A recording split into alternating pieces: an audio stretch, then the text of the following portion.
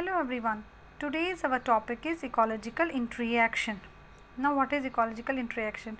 Ecological interactions are the effects organisms in a community have on one another. Ecological interactions वो effects हैं जो organisms जो community में रह रहे हैं उनका एक दूसरे पे क्या effect है उसको हम कहते हैं ecological interaction. Individual organisms live in an ecosystem and depend on one another. और क्या ये जो इंडिविजुअल जो ऑर्गेनिज्म हैं वो क्या हमेशा इकट्ठे रहते हैं इकोसिस्टम में and depend on one another. जो भी ऑर्गेनिजम्स हैं वो एक दूसरे पे डिपेंड होते हैं. In fact they have many different types of interaction with each other and many of these interactions are critical for their survival. जबकि जो ये डिफरेंट टाइप्स ऑफ इंटरेक्शंस करते हैं ये जो ऑर्गेनिजम्स एक दूसरे के साथ इंटरेक्ट कर रहे हैं और जो यही वो इंटरेक्शंस है ये इनके लिए एक बहुत इम्पॉर्टेंट है इनकी सर्वाइवल के लिए. Animals plants and microbes do not and can not live in isolation. जो भी हैं चाहे कोई भी ऑर्गेनिज्म है जैसे एनिमल्स हैं प्लांट्स हैं माइक्रोब्स हैं ये आइसोलेशन में रह ही नहीं सकते हैं.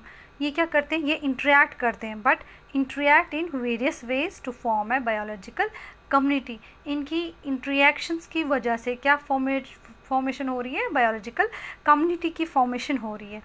These interactions can be mainly of two types, that is interspecific and intraspecific. अब जो ये interactions है जो इसमें कम्युनिटी में हो रही है जो ये ऑर्गेनिजम्स पे एक दूसरे पे जो इनका इफ़ेक्ट है जो इंटरेक्शन हो रही है वो किस टाइप की है दो टाइप्स की है that is interspecific and intraspecific. अब जो ये इंटरस्पेसिफिक जो इंटरेक्शन है it is between the members of different species. ठीक है ना. जो ये इंटरेक्शन हो रही है ये डिफरेंट स्पीशीज़ के बीच में इंटरेक्शन हो रही है. एंड जो नंबर 2 है it is intraspecific. It is the interaction which occur among the organisms of same species. ये वो इंटरेक्शन जो सेम स्पीशीज़ के बीच में इंटरेक्शन हो रही है उसको हम कहते हैं इंट्रास्पेसिफिक. ना अब यहाँ पे मैंने बताया है इंटरेक्शंस के टाइप्स. अब इसके चार्ट में दिखाए हुए इसके टाइप्स कितने हैं इंटरेक्शन के. इंटरस्पेसिफिक और इंट्रास्पेसिफिक इंटरेक्शंस है और जो इंटरस्पेसिफिक इंटरेक्शंस है इसके ये फर्दर 3 में डिवाइड हो रहा है that is positive interspecific interaction, negative interspecific interaction, neutral interspecific interaction. अब जो पॉजिटिव में इन जो इंटरस्पेसिफिक इंटरेक्शन आ रहा है that includes commensalism, mutualism, proto cooperation, scavenging. Negative में क्या आ रहा है predation, parasitism, competition, amensalism. And neutral में आ रहा है कंपिटेंस. एंड जो सेकेंड टाइप है इसका इंट्रास्पेसिफिक इसके दो टाइप्स है that is cooperative and competitive interspecific interaction. Now अब हम वन बाय वन ये जो इंटरेक्शंस है इसके जो टाइप्स है positive interspecific interactions, negative, neutral, ये जो टाइप्स हैं वन बाय वन इसको हम स्टडी करेंगे. आज हम इंटरस्पेसिफिक इंटरेक्शंस स्टडी करेंगे. Now what is interspecific interactions. Interspecific interactions are the interactions between the members of two different species. Interspecific interactions वो interactions है जो कहाँ occur हो रही है उन members में occur हो रही है जो क्या है different species है. ठीक है ना. different species में जो interaction हो रही है उसको हम कहते हैं interspecific interaction. अब इसके types में है positive इंटरेक्शन. नंबर 1 पॉइंट पे है पॉजिटिव इंटरेक्शन. अब पॉजिटिव इंटरेक्शन क्या हो गया इसका है it is positive interaction. It is interspecific interaction in which one और both the species are benefit. ये वाली इंटरस्पेसिफिक इंटरेक्शन है इसमें क्या है जो बोथ स्पीशीज़ है ठीक है ना बहुत जो ऑर्गेनिजम्स है वो दोनों एक दूसरे से क्या हो रहे हैं उनको एक दूसरे से बेनिफिट मिल रहा है. ठीक है. उनको कोई हार्म नहीं उनको एक दूसरे से बेनिफिट मिल रहा है. इसमें इसका सबसे पहला टाइप था कम्युनिसलिज्म. अब हम पढ़ेंगे कम्युनिसलिज्म ये क्या है. It is the relationship between two living individuals of different species in which one is benefited while the other is neither harmed nor benefited. Except to a negligible extent. इसमें क्या है, ये वो रिलेशनशिप है बिटवीन दो living individuals के बीच में उन डिफरेंट स्पीशीज़ में, जहाँ पे क्या होगा, एक जो स्पीशी होगा वो बेनिफिट तो होगा जो, लेकिन जो दूसरा होगा ना वो बेनिफिट होगा ना उसको कोई हार्म होगी। अगर हमें लगता है वो हार्म हो रहा है कभी, for example exceptions are always there, तो वो भी एक नेग्लिजिबल एक्सटेंट तक होगा, ठीक है ना। अब इसकी कम्युनिसलिज्म की एग्जाम्पल में क्या है, एक an orchid growing as an epiphyte on a mango tree gets shelter and nutrition from mango tree while the mango tree is neither benefited nor harmed। एक ऑर्चिड है जो ग्रो करता है एज एपिफाइट, किस पे, मैंगो ट्री पे grow कर रहा है, ठीक है। मैंगो ट्री उसको क्या दे रहा है, शेल्टर दे रहा है और न्यूट्रिशन दे रहा है, ठीक है ना।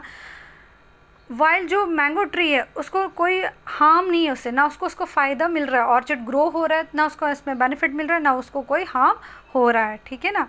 नंबर 2 है जो जैकॉल्स हैं वो क्या करते हैं, वो फॉलो ए लॉइन और ए tiger, while Arctic fox follows a seal for obtaining food from prey pieces or bites led by the predators। इसका मतलब क्या है कि जो जैकॉल्स हैं वो लॉइन के साथ साथ मतलब उनको फॉलो करते हैं, ठीक है ना। यहाँ पे दिखाया कि आर्टिक फॉक्स है वो भी फॉलो करती है सील के, क्यों, क्योंकि जैसे ही लॉइन या टाइगर किसी को शिकार करेगा, हंट करेगा, वो उसका अपने प्रे को जब वो खाएगा वो पूरा तो नहीं वो खाएगा, वो कुछ तो पीसेस छोड़ ही देगा। फिर जब वो कुछ छोड़ देते हैं, खा के कुछ छोड़ के चले जाते हैं, ये जो जैकॉल्स आते हैं वो आते हैं और वो जो लेफ़्ट ओवर जो पीसेस है वो खा लेते हैं, ठीक है ना। यानी कि इसमें क्या है, ना तो यहाँ पे लॉइन को इससे जैकॉल के खाने से ना फ़ायदा हो रहा है ना नुकसान हो रहा है। एक टाइप का ये क्या है, कम्युनिसलिज्म है। और एज कम्पेयर टू जैसे जो है सेम विद केस ऑफ ये आर्टिक फॉक्स है, वो फॉलो करती है सील को ताकि वो अपना फूड ऑब्टेन कर सके, जो वो छोड़ देगी वो खा लेगी, ठीक है ना।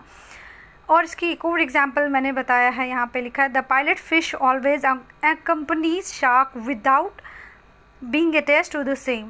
वो जो पायलट फिश है वो हमेशा शार्क के साथ साथ, वो छोटी छोटी फिशेस शार्क के साथ साथ चलती है, किसके लिए, सिर्फ फूड के लिए, क्योंकि जैसे ही शार्क कुछ भी खाएगी, ठीक है ना, तो वो जो छोड़ देगी कुछ पीसेस, तो ये जो पायलट फिशेस है वो खा लेती हैं, ठीक है ना इससे इसको शार्क को बेनिफिट मिल रहा है ना इसको हार्मफुल मिल रहा है। It is a type of commensalism. Number 2 is mutualism. It is a kind of obligate positive interaction in which members of two different species favor the growth and survival of each other। जो kind of ये जो वो positive interaction है, इसमें क्या हो गया, जो बहुत जो मेंबर्स हैं, ठीक है ना, जो बहुत जो स्पीशीज़ है वो क्या कर रहे हैं, वो एक दूसरे की ग्रोथ में क्या फेवर करते हैं, उनकी ग्रोथ और सर्वाइवल में एक दूसरे की मदद कर रहे हैं, ठीक है ना। इन this interaction the members have widely different requirements and so interdependent that they cannot survive separately। जो ये इंटरेक्शन है, म्यूचुअलिज्म है, इन दोनों को वो एक दोनों को क्या करें, एक दोनों को फेवर करें ग्रो करने में भी और सर्वाइव करने में भी, ठीक है ना।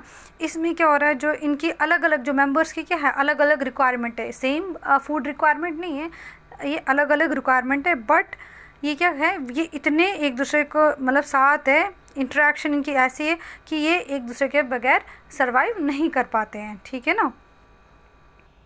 हाँ, यहाँ पे म्यूचुअलिज्म की मैंने एग्जांपल दी है, जहाँ पे मैंने बताया कि जो लाइकन्स है इनका क्या है, ये are the symbiotic interspecific association होता है किनके साथ, ग्रीन एल्गी के साथ एंड फंगस के साथ। जो एल्गी पार्टनर है वो क्या कर रहे हैं, इनको प्रोवाइड कर रहा है organic food through photosynthesis and fungi in turn provide moisture and mineral to the algal cells, ठीक है ना। यानी कि एक दूसरे को क्या कर रहे हैं, एल्गी क्या कर रही है, वो फोटोसिंथेसिस कर रही है, फंगी क्या कर रही है, वो उनको मॉइस्चर और मिनरल्स प्रोवाइड कर रहे हैं, यानी कि एक दूसरे को क्या कर रहे हैं, ग्रोथ में और सर्वाइवल में हेल्प कर रहे हैं, ठीक है ना। Mutualism in the lichens is so strong that neither the fungus nor the algae can live independently under natural conditions. इनकी जो म्यूचुअलिज्म है वो बहुत ज़्यादा स्ट्रॉन्ग है, इतनी हद तक स्ट्रॉन्ग है कि ये दोनों सेपरेटली रह नहीं सकते हैं, ठीक है ना। नंबर 2 पे क्या है एग्जाम्पल, जो plants need help from animals for pollination, ठीक है ना। And disperse of seeds. Plants को हेल्प चाहिए, किन की हेल्प चाहिए? एनिमल्स की। किसके लिए? For the process of pollination and seed dispersal के लिए उनको क्या चाहिए? हेल्प चाहिए, किन की? एनिमल्स की। इन टर्न क्या करते हैं वो? Plants provide nectar, pollen and fruits to them, ठीक है ना। इंसेक्ट्स आते हैं, वो क्या हेल्प करते हैं? पॉलिनेशन में एंड डिस्पर्सल ऑफ सीड्स में, ठीक है ना। और उसके बदले में प्लांट्स क्या देते हैं उनको? नेक्टर देते हैं, पोलन्स देते हैं एंड फ्रूट्स टू देम, ठीक है ना। फ्रूट्स भी देते हैं उनको, ठीक है ना। यानी कि दोनों एक दूसरे को क्या कर रहे हैं? हेल्प कर रहे हैं। Number third is mutualism can be seen in bacterium rhizobium, where it forms nodules in the roots of leguminous plants.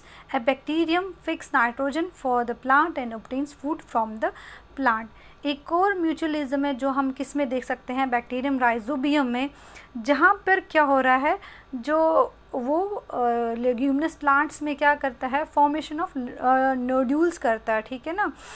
जो भी लेग्यूमिनस प्लांट्स हो गए वहाँ पे ये बैक्टीरियम रहता है, उनके रूट्स में ये नोड्यूल्स फॉर्म करता है, ठीक है ना। और वहाँ से क्या हो रहा है? जो ये बैक्टीरिया नाइट्रोजन फिक्स करता है, किसके लिए? प्लांट्स के लिए। और इन टर्न क्या करता है? प्लांट से क्या लेता है? फूड लेता है, ठीक है ना। इनकी प्लांट को भी बेनिफिट हो रहा है और इसको भी बेनिफिट हो रहा है, ठीक है ना।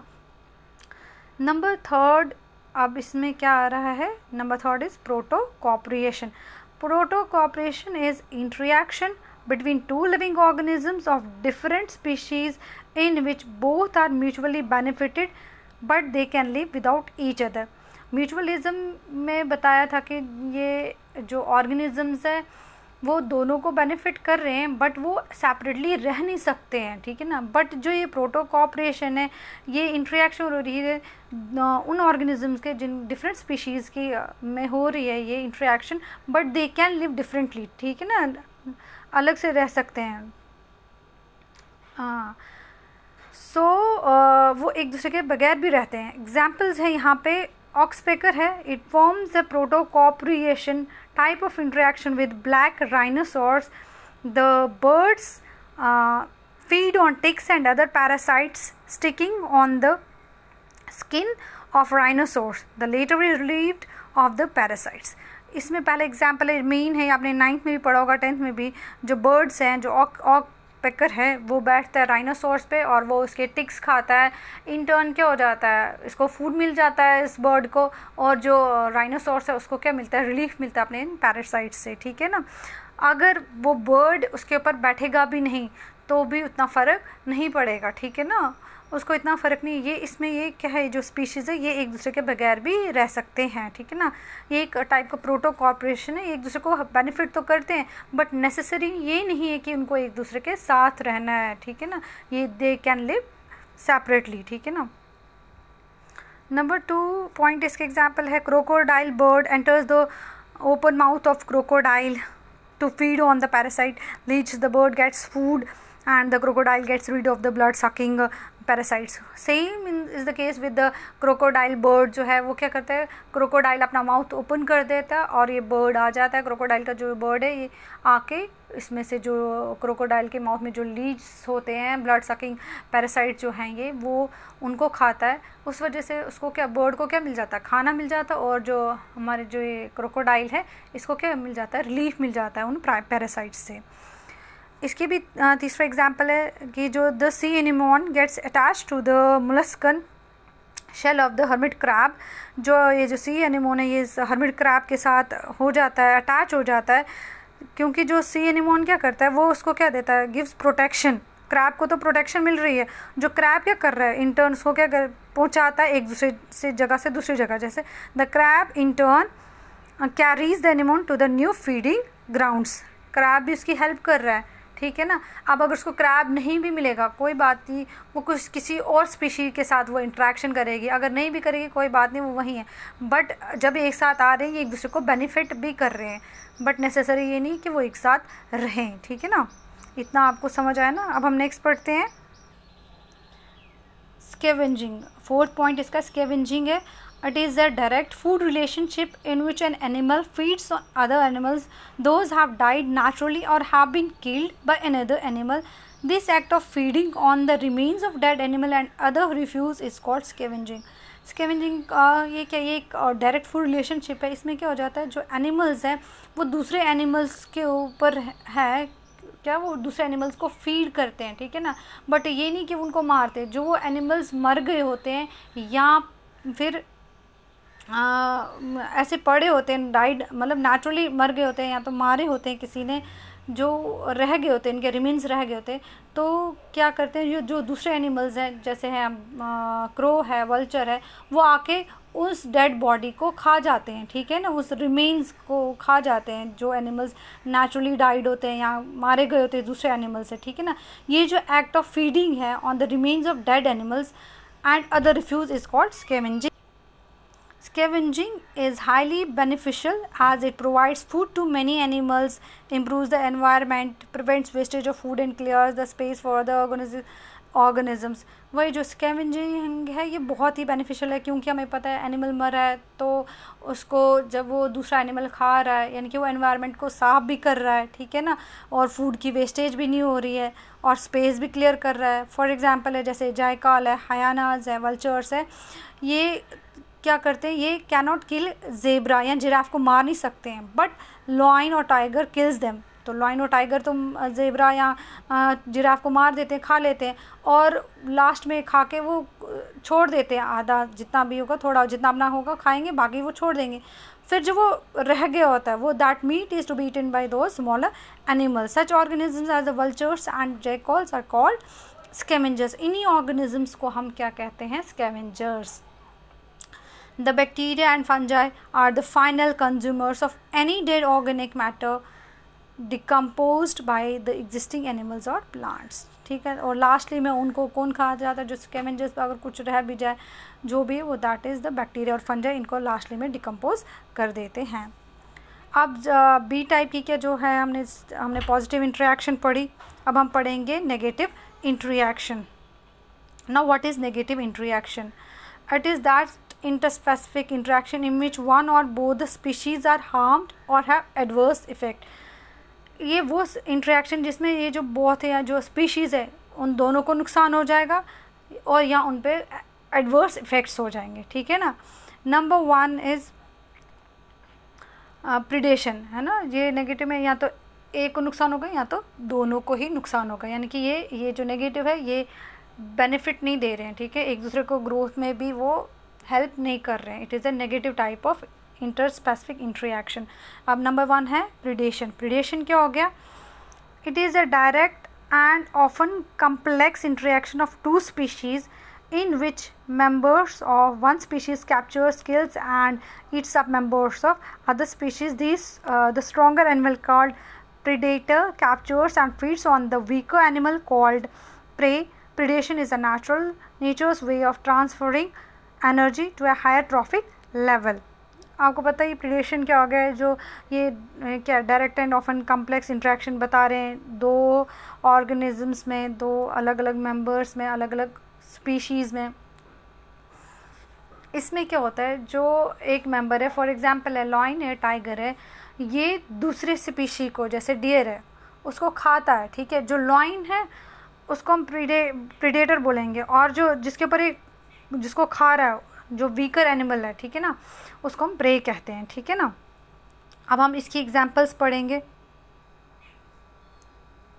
Tiger feeds on deer, owl or rats etc. In this, tiger is predator and deer is prey and owl is predator and rat is a prey. Second की एग्जाम्पल है, ये तो आपको पता ही टाइगर का, अब सेकेंड हम तभी पढ़ रहे हैं. At times an animal could be a predator as well as prey. कभी वो एनिमल प्रीडेटर बन जाता है और कभी वही एनिमल किसी और एनिमल के लिए प्रे बन जाता है. For example frog feeds on insects and so is a predator. Frog insects को खाता है इसलिए वो प्रीडेटर है, but frog is a pray of snakes also. But frog को भी कोई और ऑर्गेनिज्म खाता है, वो किसी और के लिए प्रे बन जाता है, ठीक है ना. थर्ड एग्जाम्पल है for plants, herbivores are predators. Plants को कौन खाता है? Herbivores. Nearly 25% of all insects are known to be phytophagous ठीक है ना। जो इसमें से भी जो इंटेक जो 25% है इंसेक्ट्स, उनको क्या कहते हैं, उनको फाइटोफैगस कहते हैं, वो भी प्लांट्स पे डिपेंड है। The problem is that plants can not run away from their predators. अब यहाँ पे प्लांट्स अपने आप को बचाने के लिए भाग नहीं सकते हैं, ठीक है, बट वो क्या करते हैं, दे have evolved variety of morphological or chemical defense against herbivores in the form of thorns and spines। अब वो भाग नहीं सकते लेकिन उनको अपने आप को बचाना भी है, ठीक है ना। तो वो उन्होंने अपने आप में मॉर्फोलॉजिकली चेंजेस लाई हैं, ठीक है ना, अपने लिए डिफेंस मैकेनिज्म क्रिएट किया अपने अंदर। वो क्या है, in the form of thorns and spines, ठीक है ना। थॉर्न्स और स्पाइंस से उनको ऐसे इजीली हर्बीवोर्स भी नहीं खा सकते हैं, ठीक है ना। और स्पाइंस और जो केमिकली वो अपने आप को करते हैं तो इंसेक्ट्स उनको खा नहीं पाते हैं, ठीक है ना। तो आपको इतना समझ आया। अब नेगेटिव इंटरेक्शन का मैं अब दूसरा पॉइंट हमारा है पैरासिटिज्म। अब पैरासिटिज्म थोड़ा लॉन्गर टॉपिक है, थोड़ा सा ध्यान दे देना। ये क्या है पैरासिटिज्म?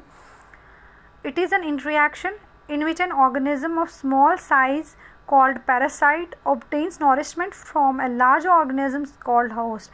ये वो इंटरेक्शन, इसमें एक छोटा ऑर्गेनिज्म है उसको हम पैरासाइट कहेंगे, वो अपना न्यूट्रिशन लेता है बड़े ऑर्गेनिज्म से, उस ऑर्गेनिज्म जिससे वो लेता है उसको हम कहते हैं होस्ट, ठीक है ना। In this process the parasite is benefited while the host is being harm. इसमें इस प्रोसेस में क्या हो, जो पैरासाइट ले रहा है उसको तो बेनिफिट मिल रहा है और जो होस्ट दे रहा है उसको नुकसान हो गया, ठीक है ना। The parasite not only derives nourishment but also lives in a part of or the whole of life on another organism। ये जो पैरासाइट है ये अपना नरिशमेंट तो ले ही रहा है, बट ये थोड़ी टाइम के लिए भी उससे ले सकता है या अपने फुल लाइफ उसी ऑर्गेनिज्म पे, होस्ट पे ही बैठ के रह सकता है। ये वही एग्जांपल हो गई। फॉर एग्जांपल आपके घर में कोई गेस्ट आया, ठीक है, फॉर एग्जांपल वो गेस्ट आया और आप वहाँ हो, तो आप वो जो गेस्ट आए उसको आप फॉर एग्जांपल समझे पैरासाइट, ठीक है, और जो आप हो आप अपने आप को मानोगे होस्ट, ठीक है। उसको जब वो गेस्ट आया, ठीक है, आपने उसको खाना प्रोवाइड किया, ठीक है, आपने एक दिन खाना उसको प्रोवाइड किया, ठीक है, 2 दिन 3 दिन, अगर वो आपके घर में कंटिन्यूस रहेगा तो आपको कैसा लगेगा, ठीक है ना। आपको धीरे धीरे लगेगा कि वो क्या है वो पैरासाइट है। पैरासाइट का यही काम है कि वो अगर किसी के पास आता है वो आपको बेनिफिट तो नहीं करेगा, हार्म पहुंचाएगा, ठीक है ना। जो कोई ये जो पैरासाइट है, इसलिए हम क्या बोलते हैं इसको, जो हम अपने आप को, हम जो दूसरे ऑर्गेनिज्म को होस्ट बोल रहे हैं और जो हमें हार्म कर रहा है उसको हम क्या कहते हैं, पैरासाइट। जो हमें कोई बेनिफिट भी नहीं दे रहा है, उल्टा हमें नुकसान हो रहा है, तो हम उसको कहेंगे पैरासाइट। और जो दे रहा है, खाना प्रोवाइड कर रहा है, उसको इतना सब कुछ दे रहा है, उसका नुकसान हो रहा है, ठीक है ना, तो उसको हम कहेंगे होस्ट। नाउ अब इसके टाइप्स हैं, types of parasites. Parasites with intermediate hosts और वेक्टर्स, वो पैरासाइट्स जिनके इंटरमीडिएट होस्ट्स हैं या वेक्टर्स हैं। सम may involve 1 or 2 intermediate hosts, that is they live a part of their life cycle in primary host where they cause the disease, and some part of their life cycle in a secondary host where they mature and undergo important changes, then they come back as parasite in the primary host again। इसमें क्या हो रहा है कि ये वो हो parasite है जो अपना आधा लाइफ साइकिल एक होस्ट में निकालते हैं और आधा किसी और होस्ट में निकालते हैं और फिर वापस पैरासाइट बन के फिर पहले वाले होस्ट पे अटैक करते हैं, ठीक है ना, उसको हार्म करते हैं, ठीक है ना। अब इसी के हम एग्जांपल्स भी देखेंगे। For example the human liver fluke is a parasite on the liver of man. It has 2 intermediate hosts, that is a snail and a fish, where it spends part of its life cycle and then again comes back as parasite in man।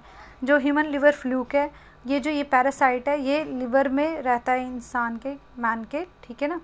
इसके 2 intermediate host है जहाँ पर ये अपने life cycle गुजारता है, that is snail and fish, ठीक है ना। यहाँ से फिर आके अपना साइकिल जब ये चला रहा था अपना लाइफ साइकिल, ठीक है ना, अपना आधा इसमें आधा पार्ट वहाँ स्पेंड करता है और फिर आके वापस से ह्यूमन में एंटर हो जाता है, ठीक है ना, एज ए पैरासाइट, ठीक है। अब दूसरा पॉइंट है, some parasite need a vector to spread the other hosts. For example malarial parasite in man, इसमें क्या है कि उसको वेक्टर चाहिए होता है, ठीक है ना, पैरासाइट को स्प्रेड करने के लिए। तो वो क्या है, with the bite of female anopheles mosquito a man with malaria, ठीक है, to a man with malaria, the malarial parasite gets into the salivary glands of mosquito, and when this mosquito bites a healthy person, it transfers through parasite into his blood. This way mosquito acts as a vector parasite to spread the disease in host. इसमें क्या हो रहा है कि जो mosquito है वो as a act कर रहा है एज ए वेक्टर, ठीक है ना, पैरासाइट का, मलेरियल पैरासाइट का वेक्टर कर रहा है। वो क्या करता है काम, अभी हम मलेरियल पैरासाइट के बारे में बता रहे थे कि वो जब वो होते हैं वो कहाँ पे होते हैं, salivary glands of female mosquito के सलिवरी ग्लैंड्स में होते हैं, ठीक है ना। वो कैसे आते हैं, कोई जो इन्फेक्टेड पर्सन होगा, जब वो मलेरियल पैरासाइट ये जो किसी इन्फेक्टेड मैन में होगा, जब कोई मॉस्किटो उसको काटेगा तो वो उसके ब्लड के थ्रू उस मॉस्किटो में आके, ठीक है ना, वो एज ए वेक्टर काम करेगा, ठीक है, उसको तो इफ़ेक्ट नहीं करेगा बट वो उसके अंदर आ जाएगा। फिर वही मॉस्किटो अगर किसी हेल्दी पर्सन को काटेगा, ठीक है ना, बाइट करेगा, तो वो उसके जो सलिवरी ग्लैंड में जो ये पैरासाइट है वो उसके थ्रू दूसरे इंसान में भी आ जाएगा, ठीक है, इनकी वो इंसान के वजह इन्फेक्ट हो जाएगा, ठीक है। इनकी जो ये female anopheles mosquito it acts as a vector to the parasite, ठीक है ना, ये इसको हेल्प करता है डिजीज़ स्प्रेड करने में इन होस्ट। नाउ है एक्टोपैरासाइट। एक्टोपैरासाइट क्या है, it depend on the external surface of the host organism for food and shelter.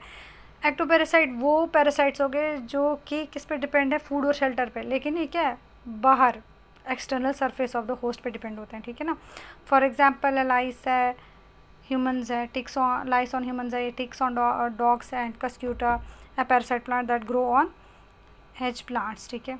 Endoparasites क्या है, कि जो होस्ट की बॉडी में रहते हैं, ठीक है ना, जैसे कहाँ पे, जैसे लिवर में, किडनी में, लंग्स में etcetera for food and shelter. Example याद रखना, टेपवर्म, लिवर फ्लू, प्लाज्मोडियम, ठीक है ना। फिर टेम्परेरी एंड परमानेंट पैरासाइट्स हैं। टेम्परेरी एंड परमानेंट पैरासाइट्स क्या होंगे, temporary parasite live in contact with host for only A part of their life, ठीक है ना। अब कुछ पार्ट के लिए होस्ट में रहना तो उसको टेम्परेरी पैरासाइट कहेंगे, या ओकेजनली, ठीक है ना, या at the time of feeding, उस टाइम पे अगर मतलब वो उसको हम टेम्परेरी कहेंगे। परमानेंट हो गए जो होस्ट में through out their life cycle रहेंगे, ठीक है ना, और वो तब ट्रांसफ़र होते हैं to new host as eggs और सिस्ट और through direct contact. Number is brood parasitism, ये भी आपको याद रखना। ब्रूड पैरासिटिज्म क्या है, is an example of parasitism in which one organism lays its eggs in the nest of another organism for later to incubate them. Example cuckoo and crow।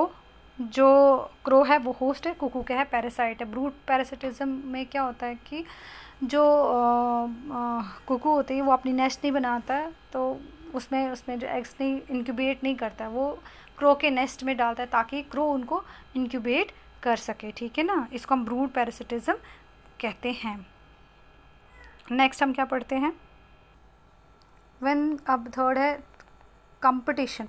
When the two closely related species require the same resources as food, shelter, light, water, etc., which may or may not be in short supply, they interact in such a way that it affects their growth and survival.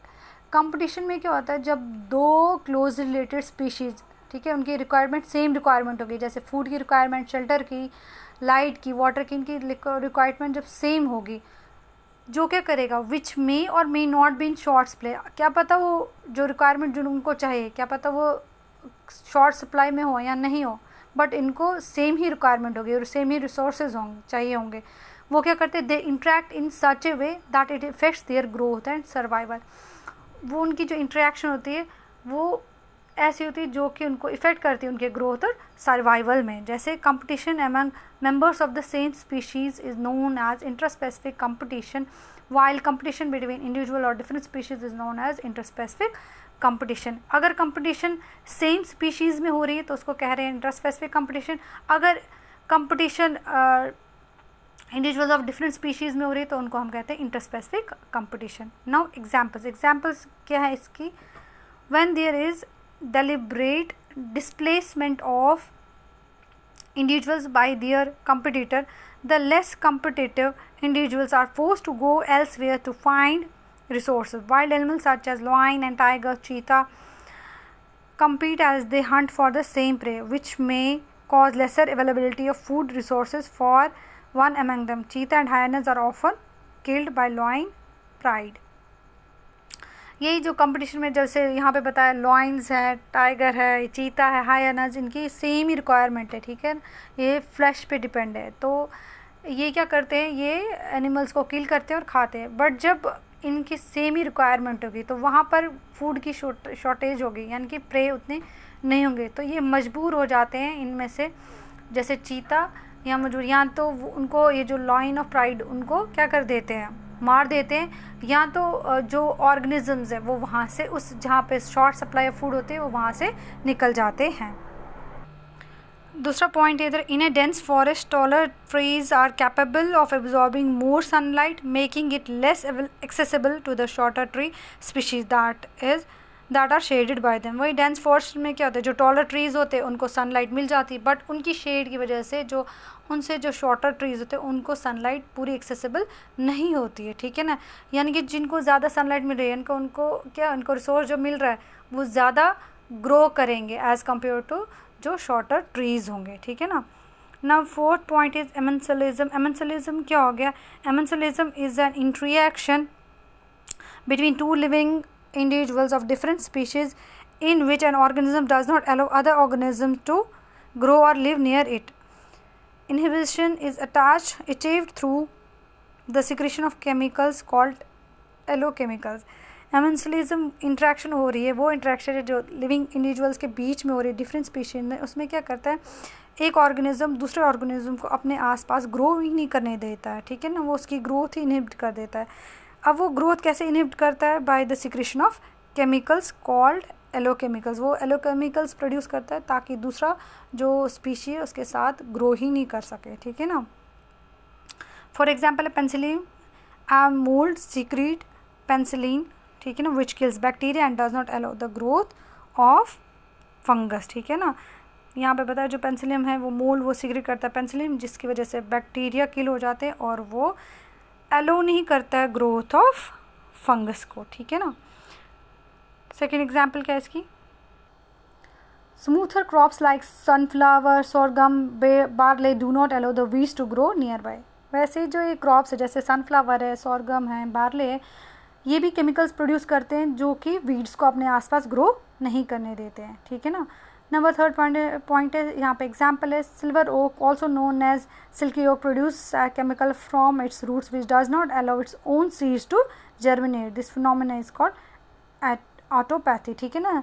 ये जो silver okay है ये ऐसा tree है, ये क्या करते हैं, ये एक ऐसा केमिकल अपने रूट्स से प्रोड्यूस करते हैं जिसकी वजह से इसके अपने सीड्स जर्मिनेट नहीं होते हैं, ठीक है ना, अपने सीड्स को जर्मिनेट नहीं होने देता, इस फिनोमेनन को ऑटोपैथी कहते हैं। लास्टली जो इसका इंटरेक्शन का जो है इंटरस्पेसिफिक इंटरेक्शन का point, that is neutral interaction. वो क्या है, in this interaction no one is harmed nor benefited. ये वो इंटरेक्शन जिसमें ना कोई हार्म हो रहा है ना किसी को बेनिफिट हो रहा है। These are indirect interaction. These interaction occur between organism with different requirements. ये interaction उनमें हो रही है उन और जिनकी क्या होगी डिफरेंट ही रिक्वायरमेंट है, जैसे फ्रूगीवोर्स जो फ्रूट ईटिंग बर्ड्स हैं एंड इंसेक्टिवोर्स बर्ड्स जो हैं living on the same tree show neutral interaction. ये दोनों सेम ही ट्री पे रह रहे हैं, वो फ्रूट्स खा रहा है वो इंसेक्ट्स खा रहे हैं, लेकिन ये क्या है, एक सेम ट्री पे रहे लेकिन ये क्या दिखा रहे हैं, शो न्यूट्रल इंटरेक्शन। इनको एक दूसरे से कोई फ़र्क नहीं पड़ रहा, ना इनको एक दूसरे का हार्म हो रहा है एक से, ना इनको बेनिफिट हो रहा है। इसी का पहला पॉइंट है competence. It occurs when two different species in a community have the same needs for one और more factors from the environment. ये हो गया वो कंपिटेंस वहाँ होती है जहाँ पे जो दो स्पीशीज़ होंगे, जो भी डिफरेंट स्पीशीज़ होंगे कम्युनिटी में, उनको सेम नीड्स होंगे फॉर वन और more factors from the environment से the individual of the species that possess advantages to obtain those factors from the environment will be the ones that will succeed. इसमें क्या होता है, जो factors, जो resources, जो भी हैं, जो एनवायरनमेंट में जो कोई ऑर्गेनिज्म उसको ले लेता है, यानी कि एडवांटेज है जो उसको कर लेता है हासिल, ठीक है ना, यूज़ कर लेता है, ऑब्टेन कर लेता है, वो ग्रो करेगा. जो ऑर्गेनिज्म वो रिसोर्सेज ऑब्टेन कर ही नहीं पाएगा तो वो ग्रो कर ही नहीं पाएगा, ठीक है ना. यानी कि जो जिसने यूज़ कर लिया, एडवांटेजेस ले लिए एनवायरनमेंट से, वो क्या करेगा, वो सक्सीड हो जाएगा ग्रो करने में और सरवाइव करने में. आज के लिए इतना काफ़ी है, मुझे लगता है अब आपको इतना समझ आ गया होगा. अब हम नेक्स्ट टॉपिक इसका पढ़ेंगे, इंटरस्पेसिफिक इंटरैक्शंस, ठीक है ना. Thank you.